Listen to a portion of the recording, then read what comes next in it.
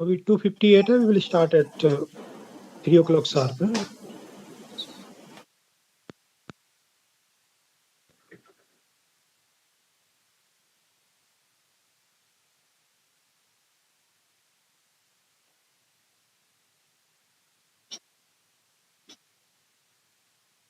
Priyanka, you can make it live.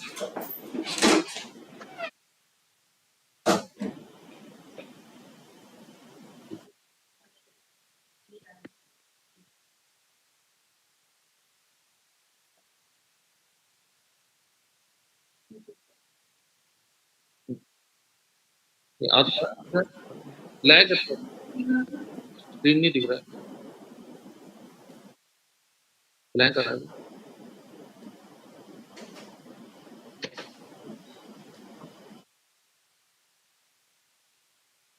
Signal आ रहा है क्या?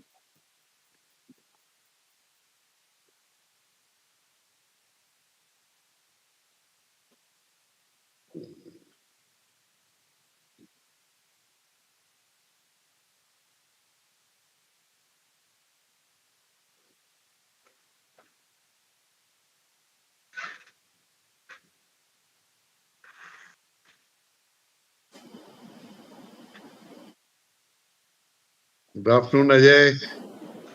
Namaskar. Namaskar, namaskar. Namaskar, Nice to see you. speak. Yeah. So, सब कुशल? बिल्कुल सब ठीक है. आप बताइए, आप ठीक हैं? बस चल रहा है, usual. बस चल रहा है, बस चल रहा है. इसको YouTube पे लिंक भी आपने ऑन कर रखा है. Yeah. SP सब ठीक है? Yes sir, everything is fine here. बहुत अच्छा लगा सर, आप आए, आपने समय दिया, बहुत अच्छा लगा. नहीं, आज फुर्सत है अभी थोड़ा 1 घंटा तो.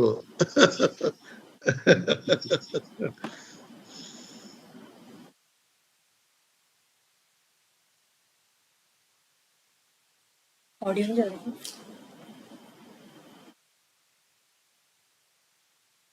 वो तो सब चल रहा है. वीडियो नहीं चल रही. क्या करते हो यार आप, पता नहीं. बारिश हो रही है नॉर्थ ईस्ट? हाँ सर, नॉर्थ ईस्ट में हो रही है, लेकिन इस बिलो एवरेज, बिलो नॉर्मल. हाँ, वो Hello? तो 8% कम हो गया है आपके यहाँ. हाँ राइट. सो इस बार वो मानसून नहीं है जैसे आता था जून में ना, एकदम होती है, आधा घंटा बारिश होगी, फिर दिन भर धूप निकलेगी, ऐसा हो रहा है. अच्छा. Oh, good afternoon sir. Good afternoon Praveen. How are you sir? बस यूजुअल चल रहा है. कुछ आपका सर हमने तो मोमेंटो भिजवाया था सर, पहुंच गया सर? यही सब कुछ पहुंच गया. मैंने यहाँ बोला था, वो एक्नॉलेजमेंट भी दिया, मिला नहीं. अच्छा, नहीं वो शायद ऑफिस वाले मेल में गया होगा सर, उन्होंने बताया नहीं मुझे. हाँ, मैंने बोल दिया था कि भाई वो तो मिल गया सब कुछ.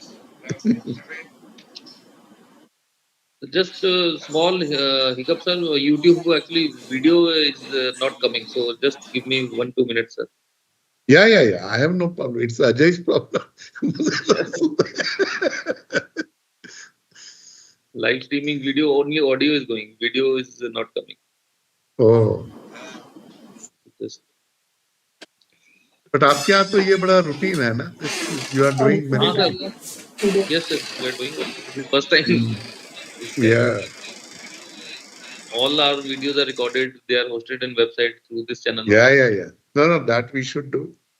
Actually, you can start now YouTube channel, ISRS. Yes, it is part of the channel sir. It is, SP? Yeah, it's a good suggestion, and any payment is required, ISRS can pay also, no problem. That's what I was thinking. So that, we have our own identity as well. Yeah, right, sir. So slowly we should, become more and more dependent, less dependent on ISRS. Not that they are going to say no, but it is always better. Now we can afford it so that. But payment वगैरह तो नहीं होता है कुछ? प्रवीण में भी नहीं. कुछ तो होता है सर. नहीं सर, चैनल तो सर हम बना सकते हैं, अभी ऑलरेडी है, तो now we are online, sir we can start. Okay. Okay. Okay, so Das, how are you?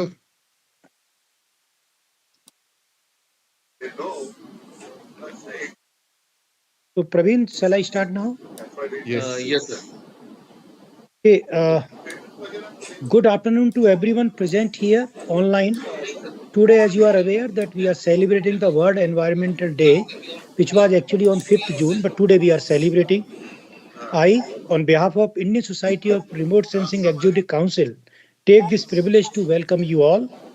I especially welcome our distinguished speaker, Dr. Ajay, Emeritus Scientist and former Group Director of a group of Space Application Center, Ahmedabad, and Dr. Ruchika Singh, Executive Program Director, Food, Land and Water of Water Resources Institute, New Delhi. As you are aware that World Environmental Day is celebrated annually on 5th June and encourage awareness and action for the protection of the environment. You may be aware, World Environmental Day was established in 1972 by the United Nations at the Stockholm Conference on the Human Environment, which was there on during 5th to 16 June 1972. So 5th June was the starting, and that's how Environmental Day started from 1973 onwards. The first theme was Only One Earth.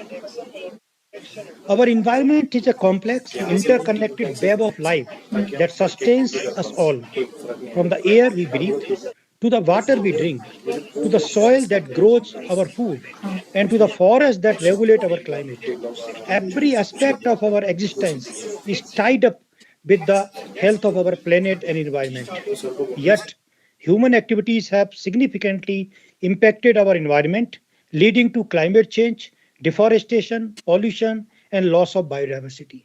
As you are aware, this Indian Society of Remote Sensing, it was established in 1969, and since then it is committed to provide the information about how remote sensing can be utilized for natural resource management, disaster management, including the environment.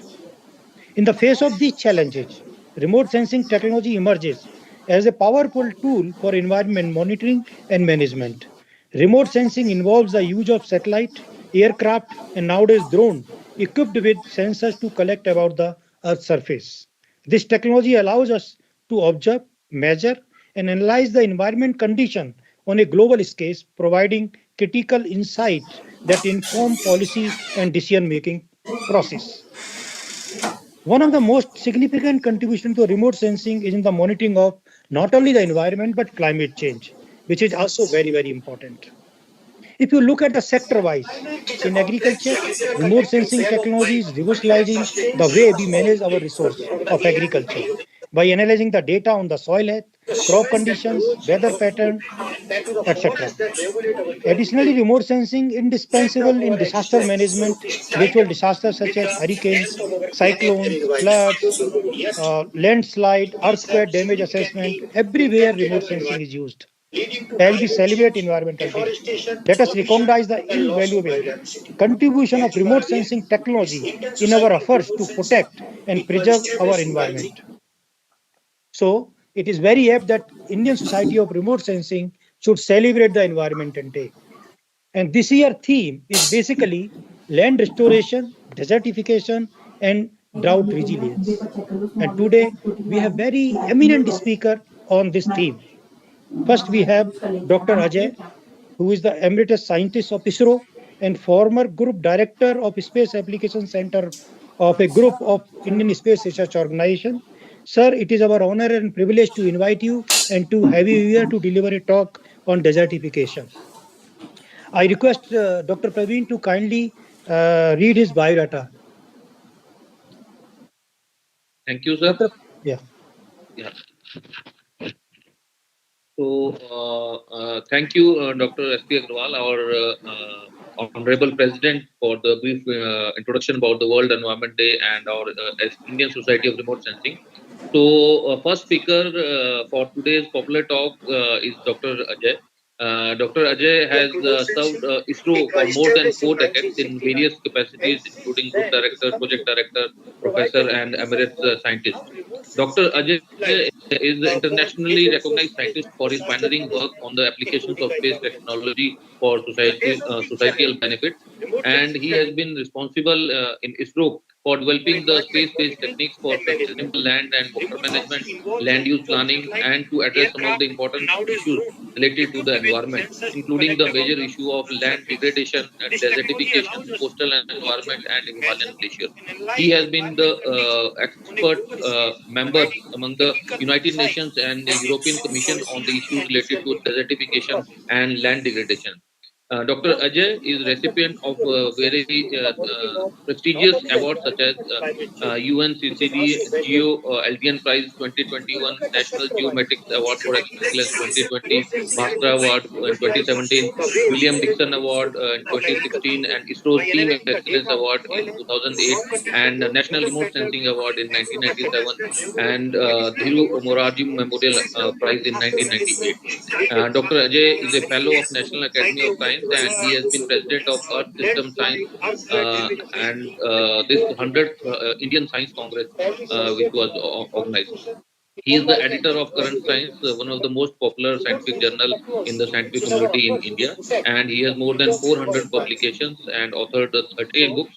And recently, his book, which is published by Taylor and Francis, titled "Desertification and Land Degradation Concept to Combating," has gained a significant popularity among various members. So, to celebrate this year's Environment Day, Dr. Ajay is one of the best known speakers in the field of land management, especially the land degradation. So, I invite Dr. Ajay for his popular talk for the benefits of our members and other scientific community members who have joined online.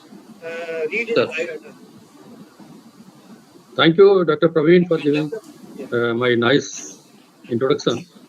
Before I start my talk, I would like to thank the President ISRS, Dr. S.P. Agrawal, and Secretary Dr. Praveen Thakur for providing me this opportunity to share my view on this topic of desertification today on the occasion of the World Environment Day.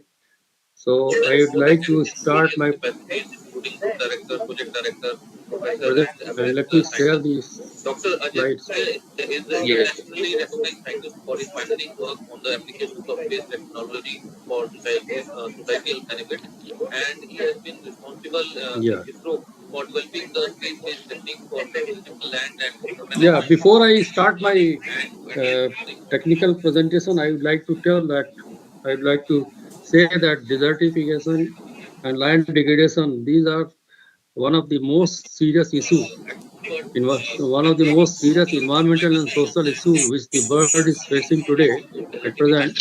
And if we talk about its magnitude, as per the UN United Nations estimates, desertification and land degradation has affected around 2.6 billion people all across the about 100 countries in the world. And this geoenvironmental hazard has influenced over 33% of the Earth's land surface. Moreover, about 1.5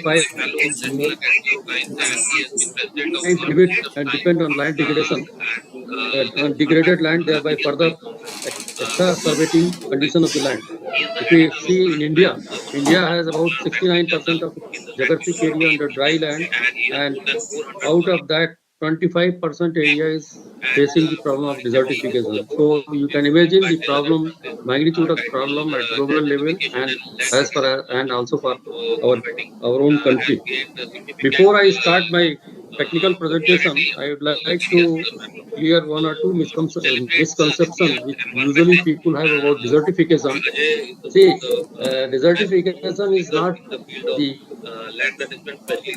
advancement or movement of desert across the landscape and engulfing the fertile land, but it is land degradation which can be there in any place in our country in the dryland regions. So land degradation is basically the desertification is basically which is happening in terms of land degradation in dryland areas.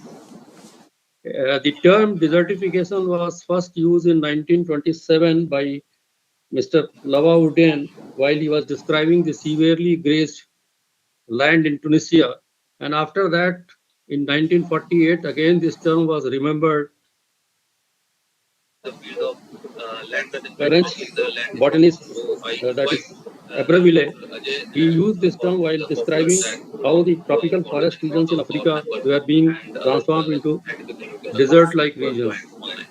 And in fact, after the UN Conference on Desertification, which took place in 1977 in Nairobi, the focus from all over world has become much more on the topic of desertification, and it has taken much more importance once the United Nations Convention on Desertification was initiated in 1994.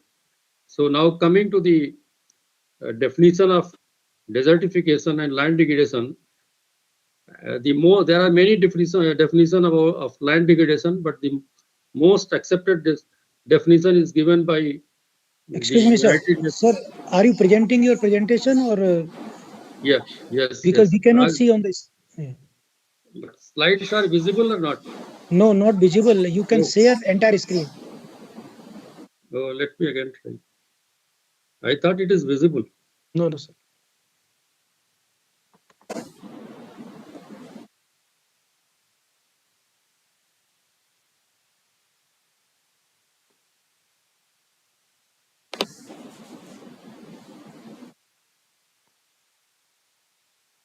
Sir, share entire screen. Just a minute.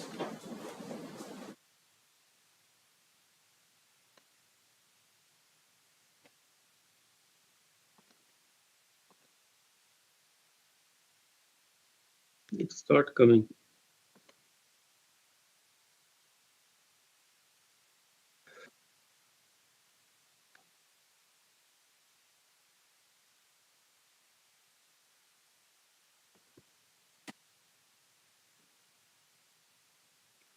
Dr. Praveen, there is some problem. It is not. So Praveen, you can share. You have the slides now. I have given the slide. Send the slide, please. You can show from there. Yes, sir. Just give me the permissions. I have asked you for the permission. You have sent a mail to me?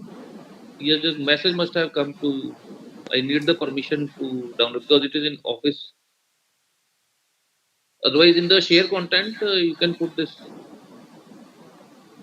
entire screen. Yes, yes. The first option is that one, screen, window, or tab. So you simply put the screen.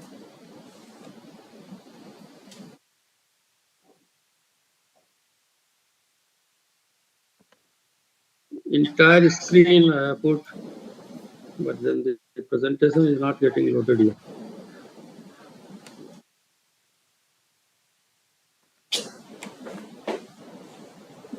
Hello है कुछ नहीं अरे ये sir ने PPT share करने के लिए बोल रही है उसमें एक्सेस सर को नहीं दे रखा अभी यहाँ से मैं ये सर First ने option, screen, लोगों ने window, मना or किया tab.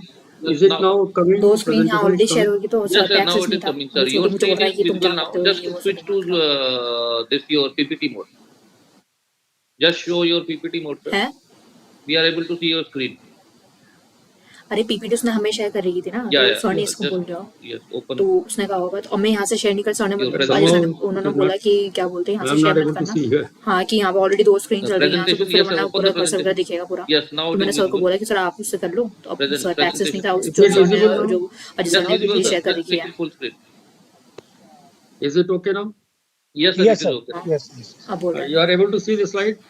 है Yes, Yeah, sir. we We are can able. see. The हो title गया is हो what गया is land एक बार ना degradation? ऑनलाइन Are वो you चेक कर able low to see YouTube में the जाके slide? कि सही हो रहा है क्या So वो the second थोड़ा slide, लैग this कर रहा है slide is like what is land degradation, desertification, like this we can see. Yes. Are you able to see it? No? Yeah, yeah. Okay, okay. So I was telling that one of the most acceptable definition of land degradation was given by UNCCD, that is United Nations Convention to Combat Desertification, and it is basically the reduction or loss of agricultural, biological, and economic productivity of land.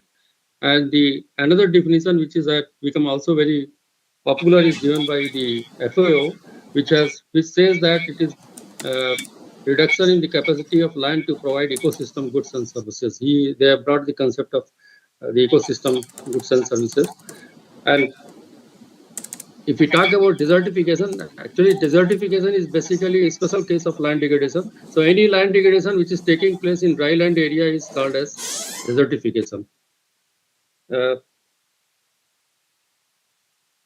we talk about the causes and drivers of desertification, why it happens, the most important cause for desertification is deforestation. When the deforestation takes place, the soil erosion becomes prominent, the groundwater recharge also decreases, and the carbon sequestration potential also goes down, so greenhouse gases increases, and over and above when the deforestation takes place, the albedo increases. So energy exchange at the surface becomes much more different, increasing the sensible heat energy, and they are making the climate, affecting the climate.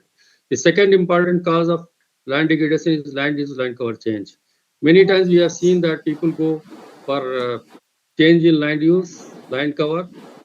Basically, the changing the natural ecosystem to managed ecosystem. The example is using the grazing land or the grassland, converting into agriculture land in order to feed the increased population in the country, and so that also causes land degradation because the grasslands or the rangeland, when it gets converted, there are agricultural operations and that lead to soil erosion and other kind of land degradation. Then cultivation of marginal land is another cause. When the cultivation is done on the marginal land, which is not really suitable for agriculture, that means we are disturbing that land, and as a result, the prime process which takes place of land degradation is the soil erosion. Then overgrazing, again same thing. When the overgrazing takes place, the vegetation is removed, grasses are removed,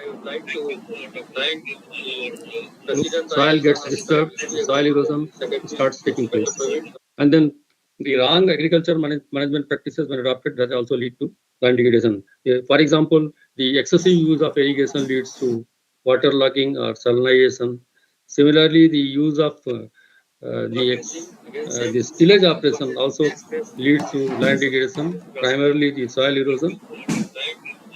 These are the proximate cause of land degradation, and they happen because of the underlying drivers or driving forces, which is among that population pressure, aspiration of the people to lead a better quality of life, poverty and migration. These are the driving force. For example, if we take in case of population, when the population increases, the food requirement is increased, and as a result, the agriculture expansion takes place.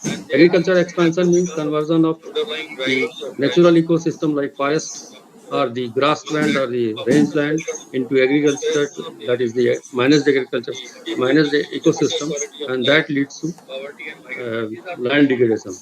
Similarly, the poverty and migration are also important because they ultimately lead to degradation of the land. And these are the underlying because from the anthropogenic intervention, and then there are natural factors like climatic variations that also lead to accelerated land degradation. For example, successive drought for many years can accelerate the soil erosion, and similarly the climatic variations can also lead into the reduction in the vegetation cover, and that can also result into excessive land degradation. So these are the causes and the drivers of land degradation. Now, if we talk about the impact of desertification, it has impact in many areas. The first one that is the most important is it decreases the biological productivity of land and thereby impacting the food security. So it's a big issue. Then decline. It also leads to ecosystem decline in ecosystem goods and services. When there is a land degradation, it also degrades the ecosystem health. and thereby it restricts the goods and services provided by that particular ecosystem. So, and not only one, it affects all the four types of ecosystem services like provisional, provision services, supporting services, then cultural services, and the regulatory services. All services are ecosystem services are affected by the land degradation. Then it also has a large bearing on the socioeconomic, leading to poverty and migration. There are many examples where the people has migrated from one place to another place because of the drought, land degradation, and desertification. It also leads to increase in sand and dust storm frequency because the land degradation, degraded area acts as a source for sand and dust storms. So because of the increased land degradation, we are seeing that this frequency of dust storm is also increasing. So overall, the above factor leads to the basically the impacting the human well-being. There are surface physical properties which are also affected by, for example, the albedo. Albedo is affected when there is a land degradation, temperature, energy balance, and all this change in the temperature, albedo, energy balance lead to change in the exchange of energy and thereby change in the climate condition. So ultimately, it also leads to change in climate. Then there are, if we talk about the magnitude of the economic losses because of the land degradation, it's estimated to about 10 to 7% of annual GDP at global level.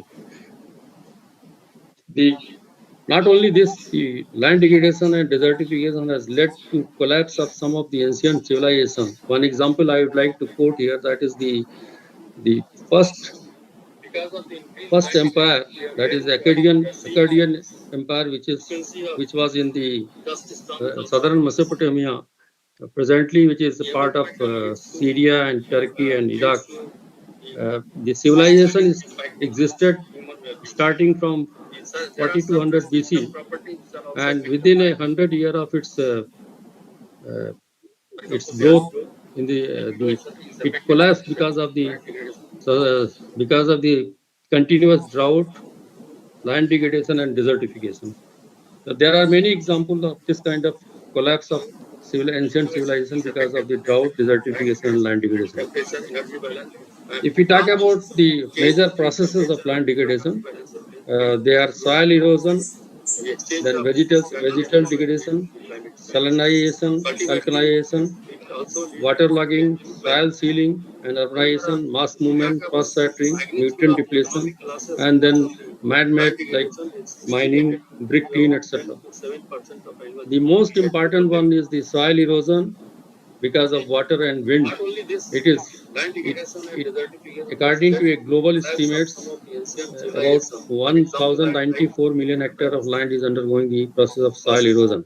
In soil erosion, what happens? The top soil gets eroded, which contains the nutrients and which is suitable for the plant. So wherever the soil erosion is very severe, it is difficult to even grow the agricultural crops in case of severe soil erosion because of the top soil has gone, and also along with that the nutrient have gone. Then vegetal degradation also is very severe all across the world, and it leads to change, not only lead to decrease in biological productivity, but also it leads into increase in the greenhouse gases and thereby impacting the climate. When we talk about the frost shattering and frost heaving, these are processes basically happening in the cold mountain region where the temperature is around 0 degree, and frost heaving take place in very recent environment. So these are the processes which are found even if we talk about India, all these processes are found in our country at one or other places. And in our country also, soil erosion and the vegetal degradation are the dominant process of desertification and land degradation. Now, if we talk about mitigating the desertification and land degradation, what we really need to do, what we require. If first one is the prioritization of the degraded land, because in a particular year, certain funds are allocated, or in certain program, fixed amount of fund is allocated. So the implementing agencies or the state government, they need to prioritize the degraded area, that which areas should be taken up first and which the other area which can be taken afterwards. Then the mitigation plan is required. That is the preparation and execution of the combating plan, YouTube में थोड़ा वैसा आ रहा है combating आवाज as well as the पिछले restoration discussion plan. की हो रही है That also, in recent time, the satellite data and remote sensing GIS techniques are being used for preparation of the plan for combating and mitigating the land degradation. In order to prepare the land degradation plan, with the information needs, what kind of information is required if you want to really mitigate the the drought and desertification. The first one is we need that which are the area which is degraded and where are those areas located especially. So where the area, the land degraded area is degraded, and what is the area, their special extent, that we need to know. In addition, we also need to know that what kind of land degradation process is happening in that place, because the mitigation plan or the combating plans are very specific to land degradation. For example, the plan which are required to arrest land degradation because of soil erosion will be different from the plan which is required to mitigate the degradation because of the, say, salinity. So the plans are specific to a particular type of degradation process. That is why we also need to know the type of land degradation. The fourth information which is required is the severity of land degradation. This is required mainly to identify the priority areas, because it is easy to arrest land degradation in the parcel of land which is having where the severity of degradation is less compared to those parcel of land where it is highly degraded.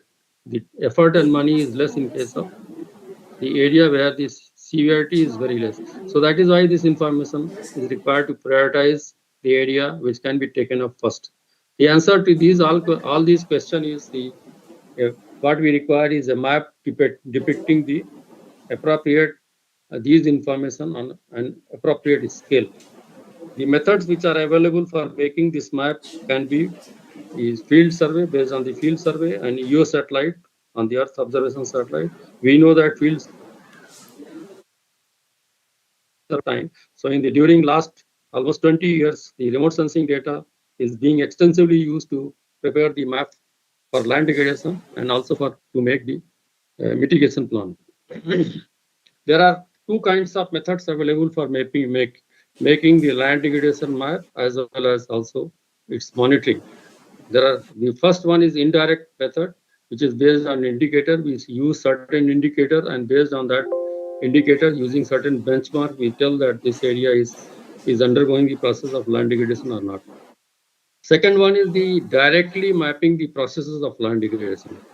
And this second one is more applicable because here we are directly mapping the processes of land degradation, which is very much required to make the mitigation plan. As I said earlier, the mitigation plans are specific to a particular land degradation process. And for the second one, the both field method as well as the use of satellite data for preparation of plans are being adopted. But field methods take a lot of time, so usually the preference is the satellite data.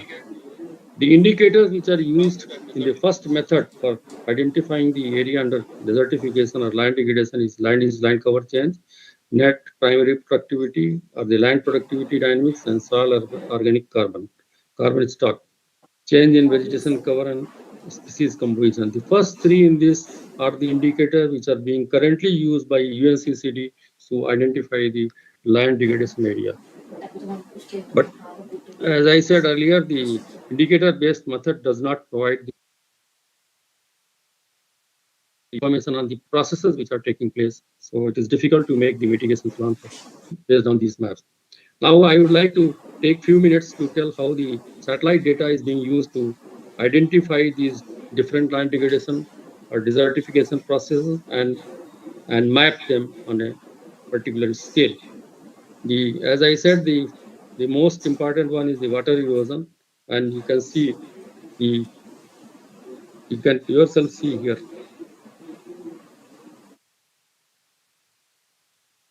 Light tone, and then there's the pattern, drainage pattern that indicate the water erosion. Similarly, here you can see the tone and the shape and texture they are used to identify the water erosion. Here also you can see the agricultural field in Rajasthan. You can see the tone is very light here where the water erosion has taken place.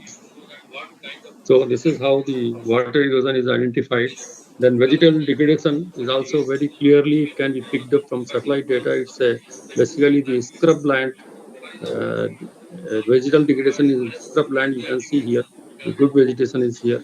Here the density is quite poor, So this is with severity level 1. And if you see here, it is fully degraded. The severity level, vegetal degradation with severity level.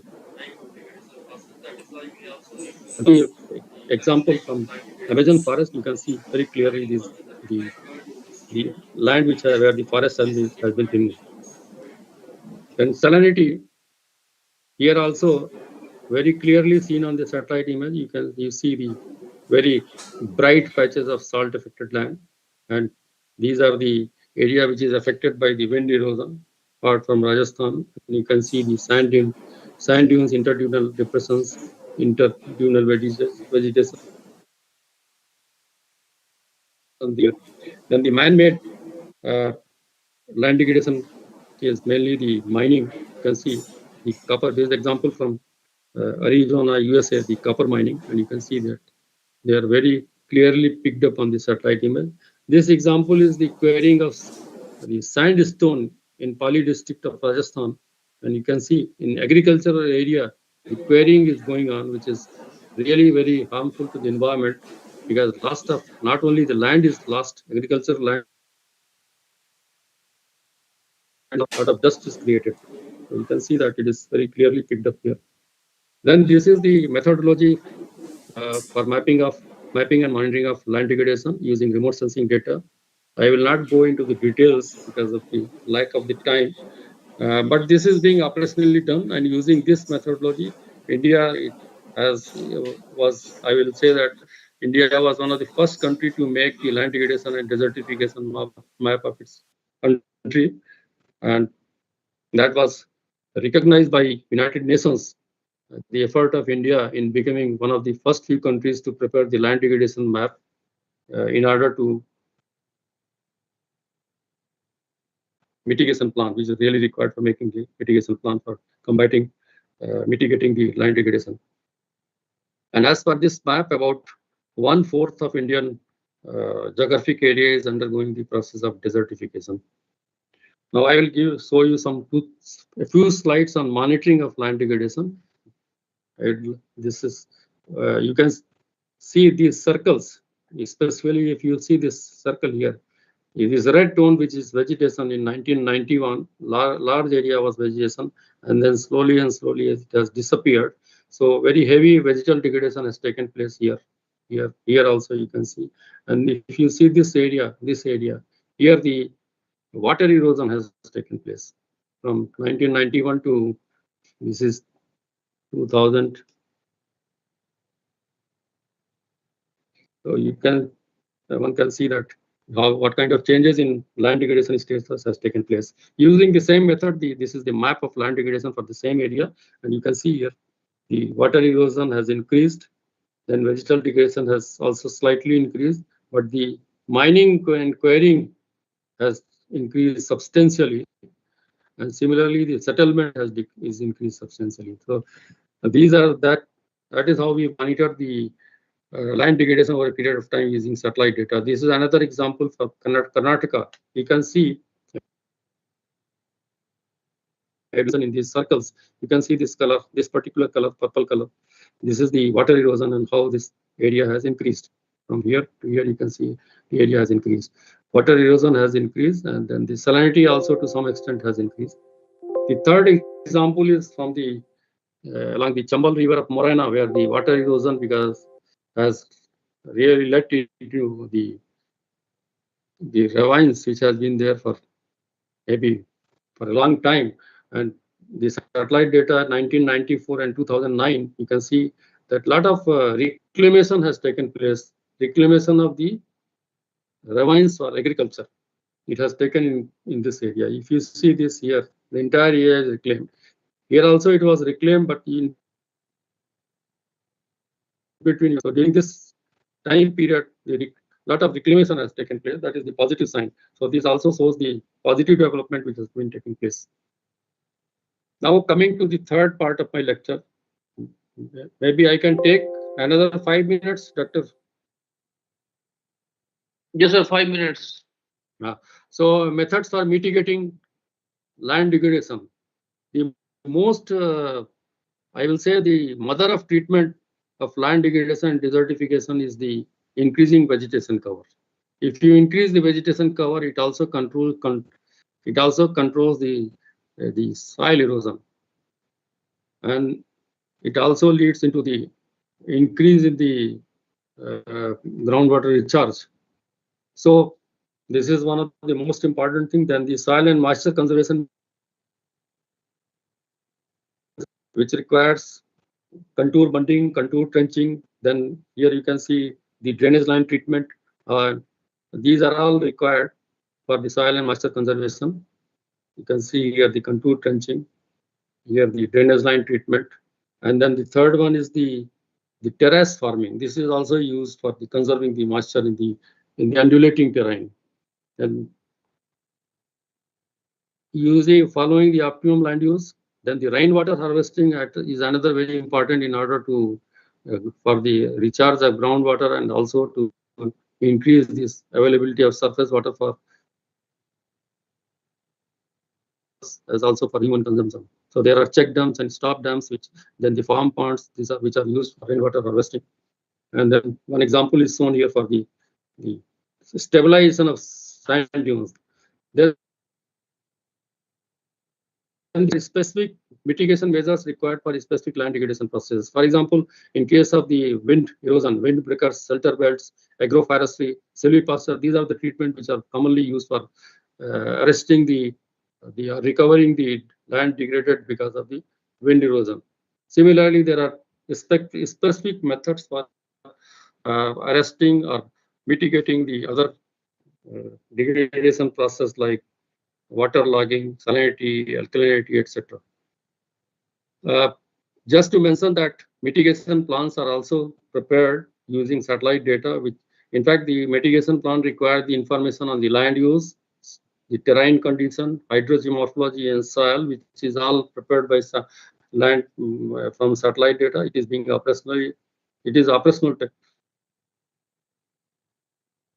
They are being produced using satellite data, and using the combination of these information, the land resources action plan, which requires the soil conservation measures, which also require the specific treatment of the salt affected land, salinity, alkalinity, waterlogging. Then water resource action plan, which basically tells about the places where the structures for the water harvestings are to be made. And then it is also overlaid on the cadastral map for the implementation purpose. Now the last part is the monitoring the impact of mitigation. The funding agency or the government and other organizations, they also need to know that what has happened the mitigation actions. So there are parameters used in these are socioeconomic profile, vegetation cover, land use land cover, number and area of surface water. These are all information, and many of them it is possible to monitor these indicators using satellite data. I have to another 2-3 pictures to show that how this satellite data is used for monitoring the impact of implementation of action for mitigation. These are the two pictures. One is 1991 of satellite image, and another is 2019. You can see a large number the action taken place for rainwater harvesting. You can see a large number of these dark pipes. Right? These are all water bodies. They are nothing but the check dams have been constructed, a very large number, and that has transformed this area, Saurashtra area of Gujarat. And if you see in the same slide, if you see in detail, here you can see the 1991 and the recent 2019, see the large number of water bodies have come up because of the actions making the check dams. And that has resulted in, you can see the number of water body has increased from 389 to 3,000. Similarly, the surface water area has increased, water vegetation cover area has increased, and also the groundwater situation has improved. One example for monitoring the impact of mitigation in Jhabua and Thar district of Madhya Pradesh, you can see here. Just see this part. You can see these are the water bodies which have been created by making the dams, check dams. The important thing which I wanted to highlight is this river. If you see the 2018 image and the previous one, that is 98, this river is totally dry. But because of the construction of the back-to-back check dams here in this river, you can see the entire river from here to here is having water. And because of this availability of water, the green cover here has increased tremendously. I think this is the last slide. I wanted to see how show you how the ravines, one can monitor the reclamation of the ravine. You can see just this circle here. In 2012, here the small area was reclaimed, but in 2022, you can see a quite big area has been reclaimed. Similarly, here, if you see this flat area which you are seeing is all agricultural field, which is because of the ravines have been reclaimed, which was here. You can see the entire area was ravine. So that is how one can monitor the actions taken and its impact on the land in terms of arresting and also reclamation, restoration, reclamation that can be monitored by satellite images. Just to mention that there are international programs like United Nations Convention to Combat Desertification, Sustainable Development, Bond Challenge, where India has also set a target of this program of restoration of 26 million hectares of degraded land. And the techniques which I have shown earlier to map, monitor, and make the action plan, mitigation plan for restoration and the restoration and the arrest can be used in fulfilling this target. I am ending my presentation by showing you one quote from Ibrahim Thaw, who is the executive secretary of UNCCD, that says, if we keep producing and consuming as usual, we will eat into the planet's capacity to sustain life until there is nothing left but scraps. We all need to make better choices about what we eat and what we wear to help protect and restore the land. So this is important because we also need to see what we are eating and what we are using from the natural capitals without thinking about the sustenance of those natural capital. So it's a very serious thinking for us to think on those lines, so that we also think about the regenerating or taking action so that the natural capitals are not degraded or natural ecosystems are not degraded. Thank you very much. Thank you, sir, for the excellent lecture. You have covered all aspects of the land degradation with focus on desertification, starting from the definitions, then the monitoring aspects, and finally covering with the mitigation and impact of those impacts, mitigation measures as observed by the satellite data. So now we have the next speaker, Dr. Ruchika Singh from World Resource Institute. I think she's online. Welcome, Dr. Ruchika. Ajay sir, you can unshare your screen. Yes, I'm doing that. Yes. Yes.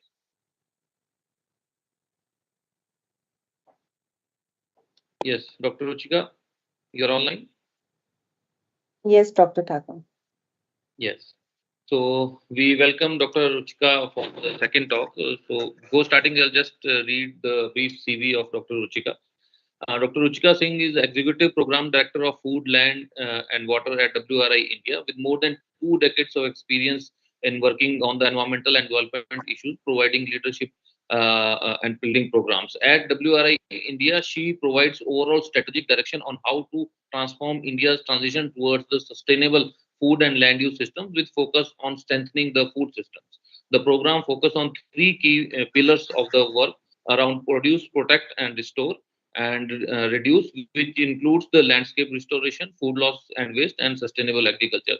She also focuses on developing the solutions across the cutting edge lens of nature, people, climate, intersectionality, and the focus on the enhancing livelihood. She is responsible for the overall strategy development and integration with the institutional goals, fundraising, developing partnership, leadership research, and program management at WRI India. Over the course of her work, she has engaged diverse sectors cutting across the state and non-governmental sector as well as private sector at various scales from local to international level. And she has worked with the World Bank, Energy and Resource Institute, TERI India, and Foundation for Ecological Society, FES, and Development and Research Services. Dr. Ruchika holds a PhD degree in development studies with focus on water governance from the Center for Development Research, University of Bonn, and she also holds double masters in politics from the University of Massachusetts, Amherst, and the masters in development studies from International Institute of Social Studies, The Hague. And she is also alumnus of St. Xavier's Institute of Social Service and Delhi University. So it is our privilege to welcome Dr. Ruchika for this popular talk. Dr. Ruchika, over to you. Thank you, Dr. Thakur, for such a detailed introduction. And thank you again for inviting us for this, conversation today. Happy to share some of our learnings. And I think Dr. Ajay has set it up quite nicely in terms of talking about key issues when we are thinking about land degradation that we need to think of. You can see my screen, I presume now, so please do confirm. Yes. As I was saying, I think Dr. Ajay has really set up the process in terms of, why land degradation, what are the different issues one needs to consider, types of land degradation, etc. So I won't delve into that too much, but look at the other aspect about, which was also the topic of today's discussion in terms of restoration and resilience, and why that is critical, and how do we think about landscapes and think about restoring landscapes with focus on people, nature, and climate.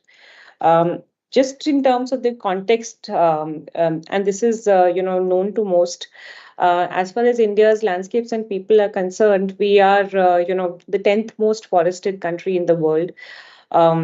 60% almost of our land is under agriculture, and primarily small and marginal landholders in India, and 700 million people who are dependent on forest and agriculture for sustenance. So any sort of, when we talk about land degradation and sort of issues that Dr. Ajay was also talking about earlier, it's local communities who are going to be most impacted in some sense, and climate change is impacting everyone. We know that it's a everyone everywhere problem, be it there is heat wave, for instance, currently that's ongoing in several parts of the country, and this is only going to continue to grow worse from what it looks like.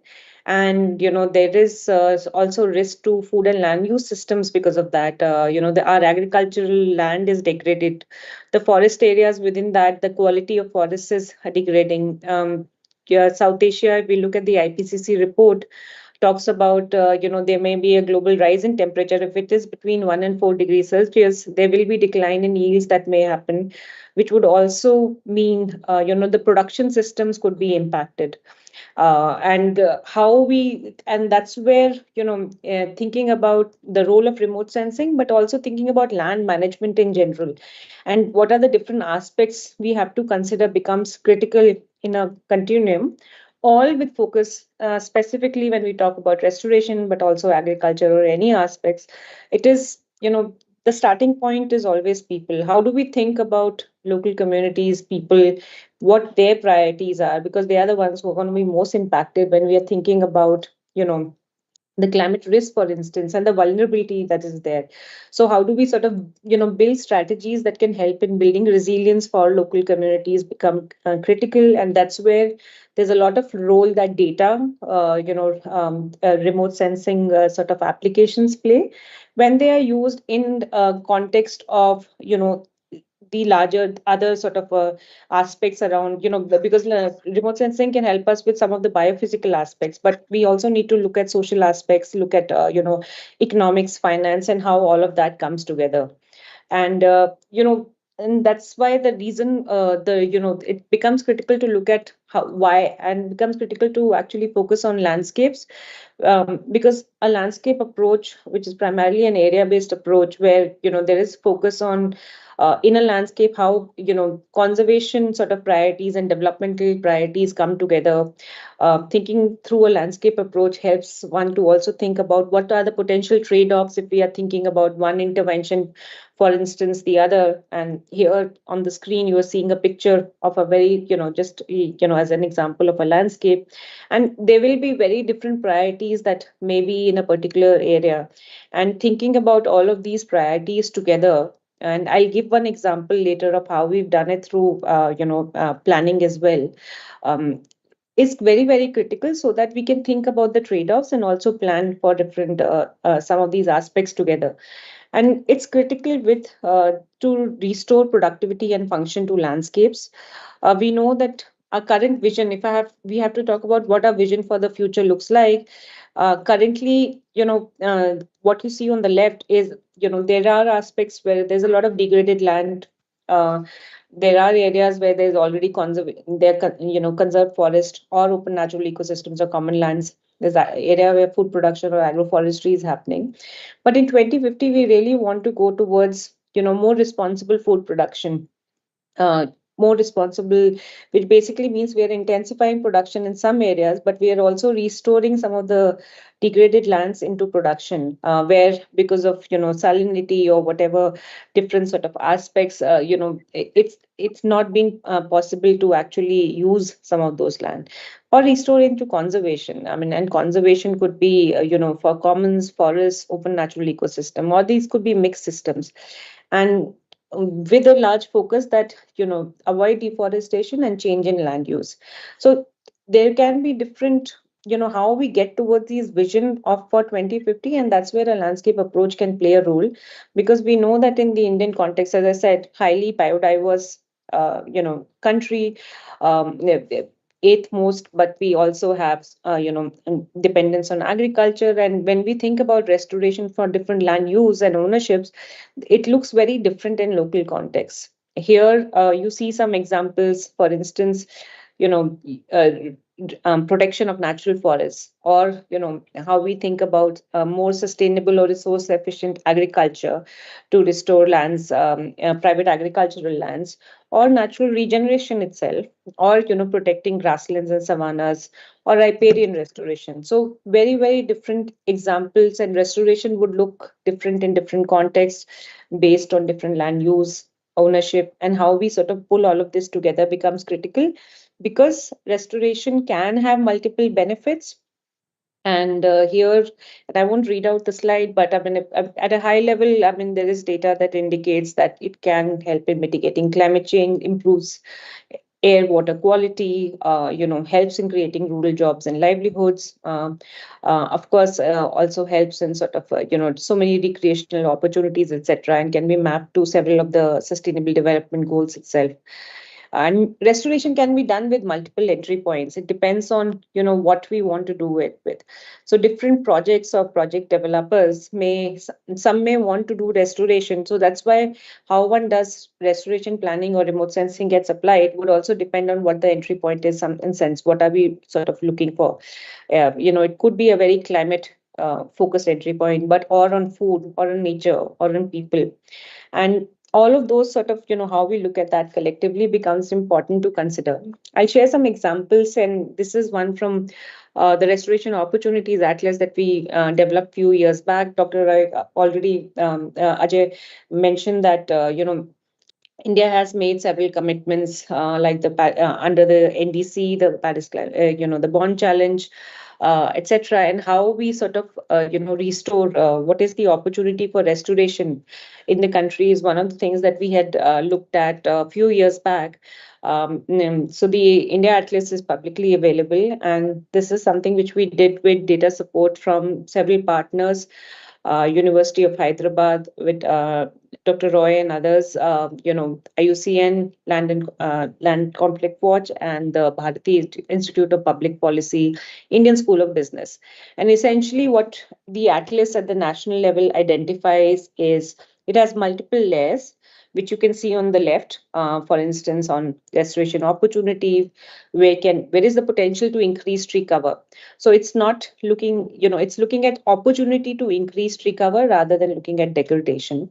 What is the potential to increase above ground carbon? What are the best practices, for instance, that are already ongoing in India on restoration? What are the risk factors? Fires, it could be, invasive species, land conflicts, etc. What's the status of tenure, resource rights, and financing? What's the financing available for restoration? I won't go through all of this today, but you can go through the Atlas page, and if you want to look at some of those information more in detail. But essentially at the national level, it helps really identify where can forest and tree cover be protected and increased. What are how have tree-based interventions been implemented? Of course, who are the actors and what are the enabling conditions? And the map on the left indicates the opportunity for restoration in the Indian context. This is essentially tree-based restoration opportunity. What you see here is the map. In the map, on the yellows are is the what we call as mosaic restoration opportunity, which is primarily a patchwork of land uses.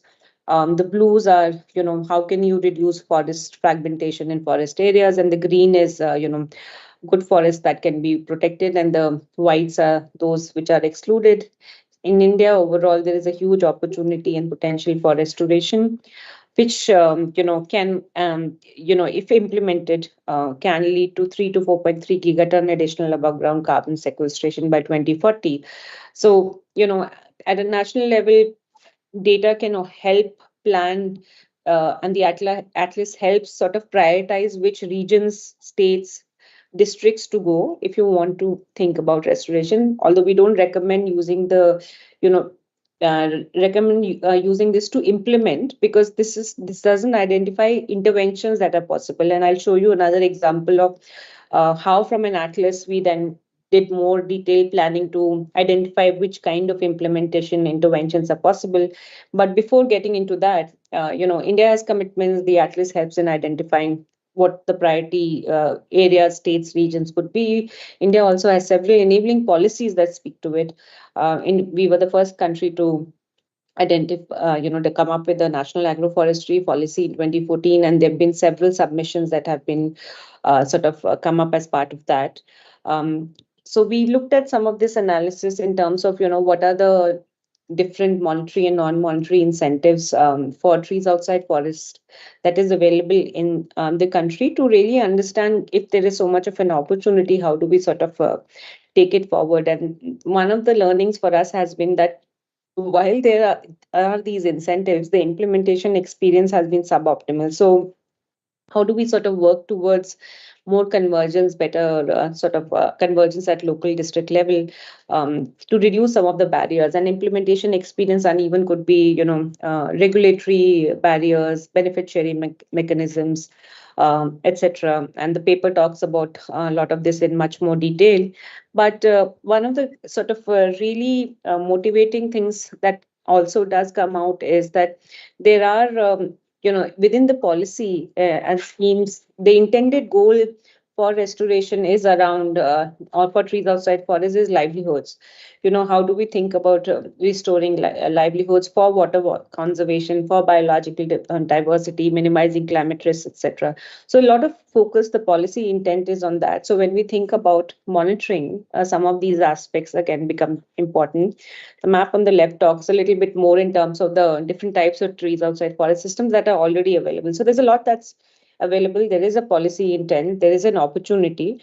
But what also has been recognized globally and also in India, more and more is being recognized, is while there are these commitments, the focus needs to be from commitment to implementation. And how do we sort of have more significant sustained investments at local level becomes key in this context. And that's where, one of our learnings has been is there is a lack of opportunity of clear guidelines. What are the processes, practices, capacities which new or old restoration planners and practitioners need if they have to do restoration the right way, you thinking about right consideration. So we launched and for this what is really needed is action at subnational level, which means in districts, landscapes, thinking about multifunctionality of landscapes. How we do we think about complex socio-ecological systems, thinking about the entire system and then planning for it.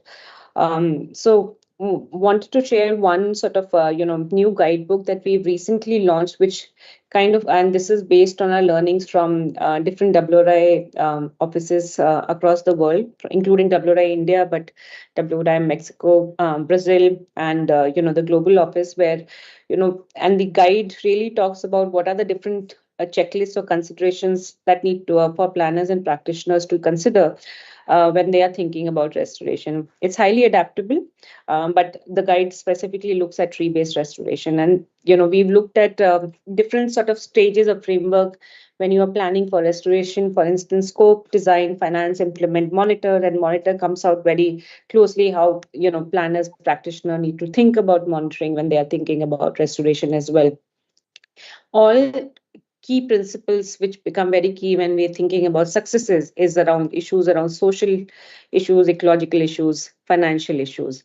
And that's where, given all of this context, we know there is a demand for checklists. We know that, we need to move towards implementation. Some of our learnings that I want to share is from a use case of planning for restoration in one landscape. And here, using the India Atlas, India map on the left as an example, Madhya Pradesh, which is comes out quite high in terms of opportunity for both mosaic and wide scale restoration. And we worked in one district, CD district in eastern Madhya Pradesh, we sort of looked at what are the possible restoration interventions that are possible, which is the map on the right that looks like this. Where we identified at the district level different interventions, and I'll get into the process of that a bit more in a minute, of how we did that, which is through adapting a global methodology called restoration opportunity assessment methodology. It's been widely used across 40 countries. But because it's global framework, we adapted it for the local context in terms of what's suitable for India. What are the key issues, governance concerns, etc., that need to be considered. And Rome really helps answer sort of key critical questions around who should restore, why, what can it be restored into, where, and how do we think about which stakeholders need to be involved, etc. And we did this, as I said, in CD district in eastern Madhya Pradesh, which is poor climate vulnerable.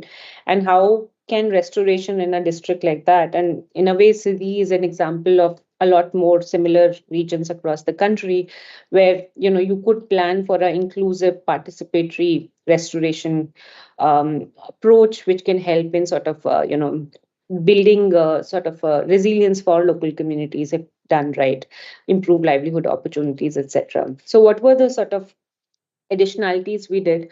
What you see with the wheel on the right is the different steps and approaches on what which are involved in the Rome process. So there's a mapping component, which is the potential piece, ecosystem service analysis, a lot of focus on enabling conditions, a lot of focus not just on the biophysical aspect, but also on the social landscapes, who are the key stakeholders and actors, livelihood benefits analysis, and the cost analysis. So we added a bit more from the global piece on social inclusion, governance, livelihoods, social network and actors, and multiple ecosystem services as part of our work. And we did this, in consultation with different or more than 500 different stakeholders across different government departments, civil society, farmers, panchayat leads, etc. And was a very participatory process to identify different interventions, but also what could be potential way forward to take forward this opportunity. And at a high level, sort of the key recommendations that emerged were there's a huge opportunity in almost 300,000 hectares, but there are a lot of barriers. And how we sort of reduce some of those barriers in terms of policy knowledge etc., become critical if we have to reduce restoration. So that's how the 300,000 hectare opportunity looks like. I'm not going to get into the methodology of this. It's available in the report, but if we look at it at a high level, we identified 8 interventions in consultation with the stakeholders that I mentioned earlier, and we prioritize more interventions which local communities, especially small marginal landholders, prioritize rather than some of the bigger farmers. And the 8 interventions are, for instance, bamboo plantation, wadi, which is agri-hortiforestry, riverbank plantation, etc. And these interventions were identified through a lot of participatory exercises where we sort of looked at, developing the land use land cover map, looking at, what the land use challenges in the particular region are, and then sort of, working with the stakeholders through a participatory approach to identify interventions and potential ecosystem service benefits that can also come from it. And restoration, when done right, and from our findings from CD also indicates there's a lot of potential for livelihoods, including in terms of different value chains, for instance, that can be built around bamboo, mawa, palash, jackfruit, avla, moringa, almost 30,000 jobs through one district, and carbon that can be sequestered, but also employment that is available to local communities in terms of extra income that can be done. So our focus when we did the landscape planning, which was very consultative, was to create that shared understanding of the landscape approach. We did the collaborative planning, but then what happens after planning, you may ask. So that's where we sort of, we are currently where we sort of, working in partnership with Action for Social Advancement, and we have MOU with the state government, specifically with the Rural Development Department, and District Administration is looking at this very closely in terms of, in the pilot area, how implementation can happen.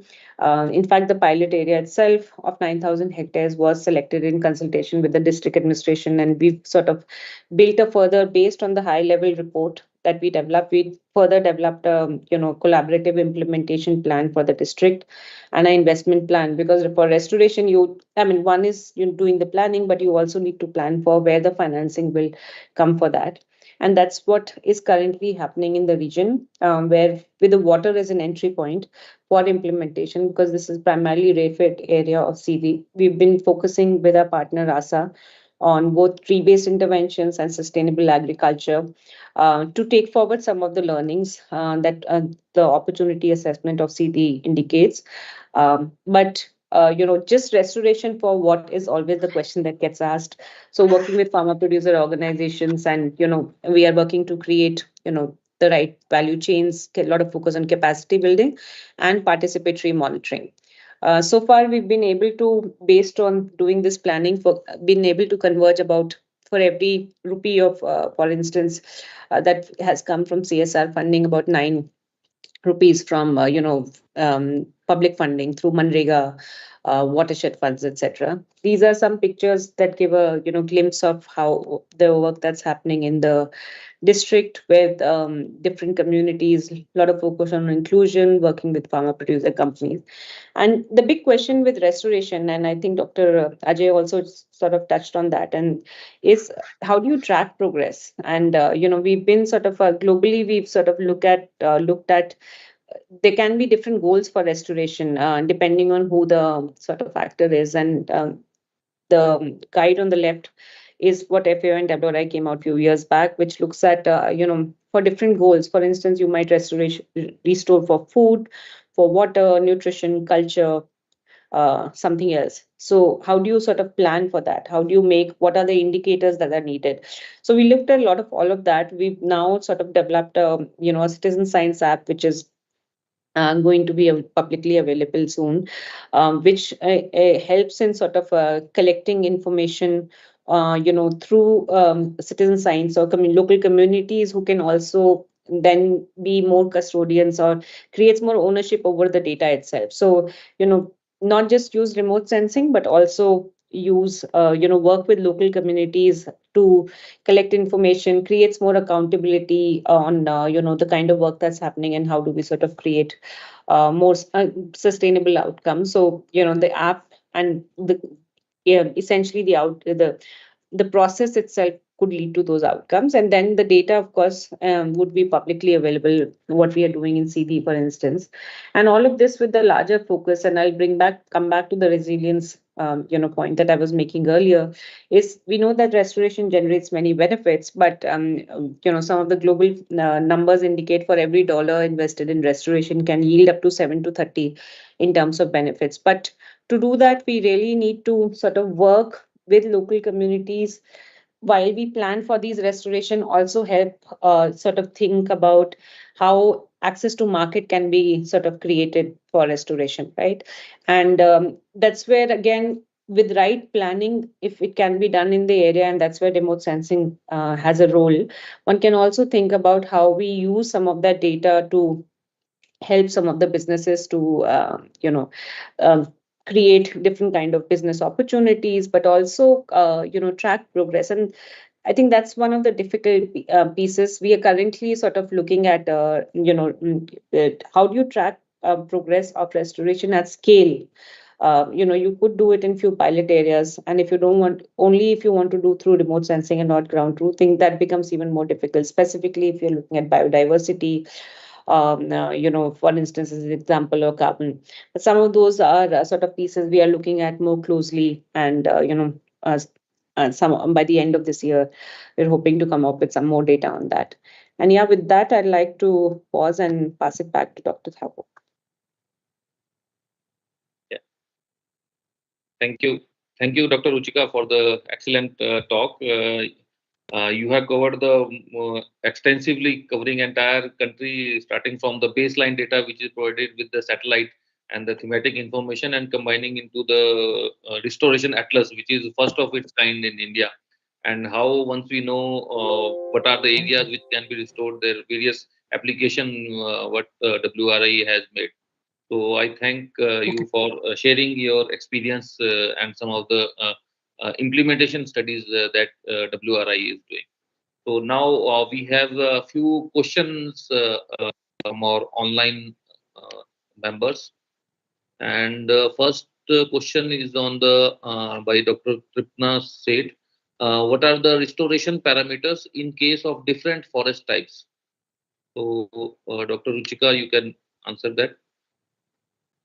If we have different forest types, so what would be the restoration strategies in those so that they are not degraded, or some other restoration measures?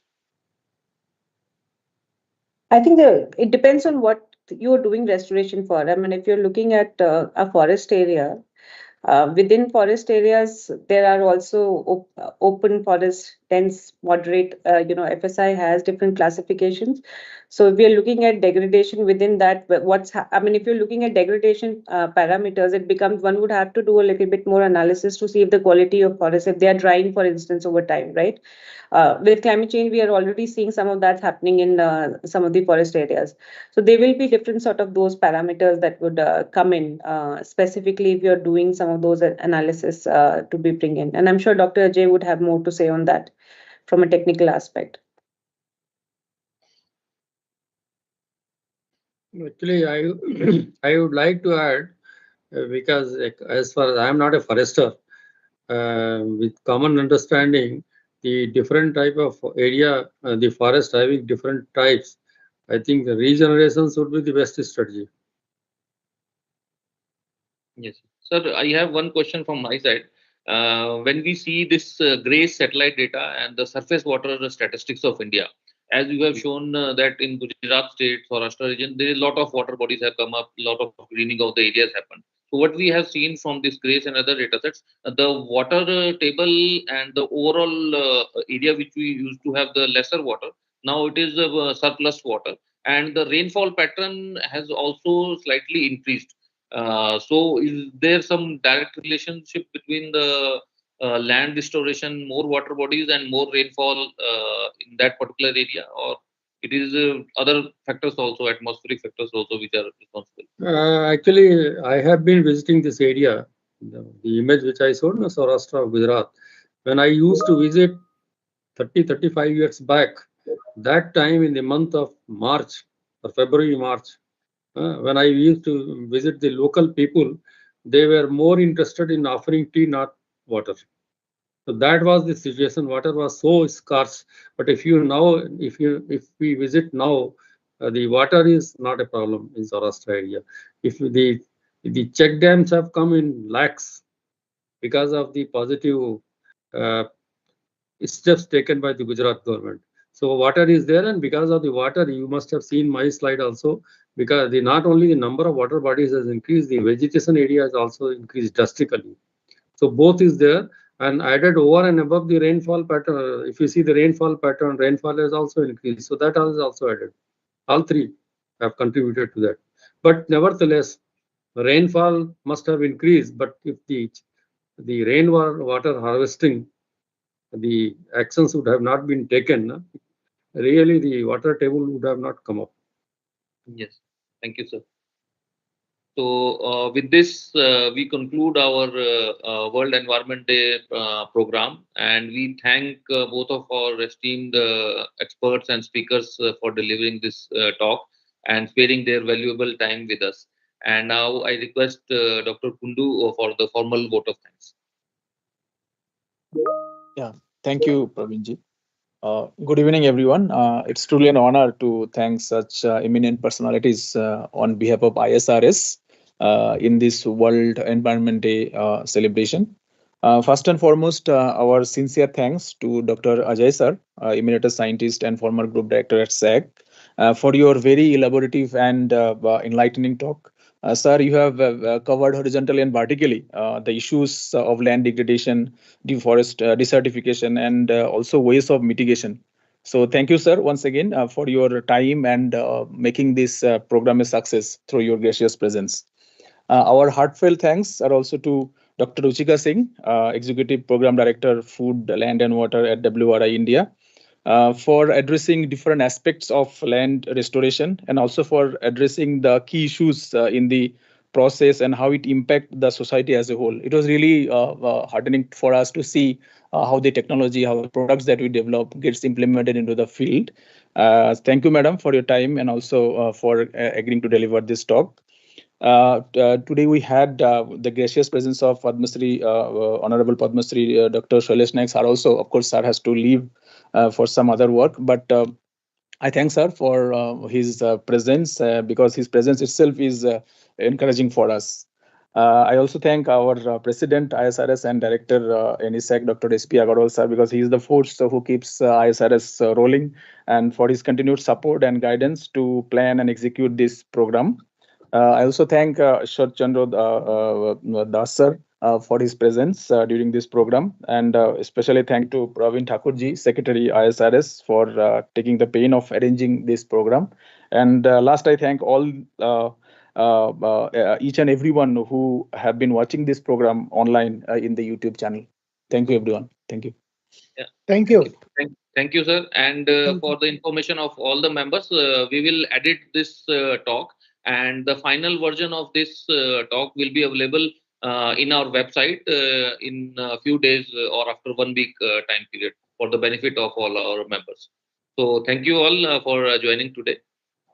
Okay. Bye. Thank you. Thank you. Thank you, sir.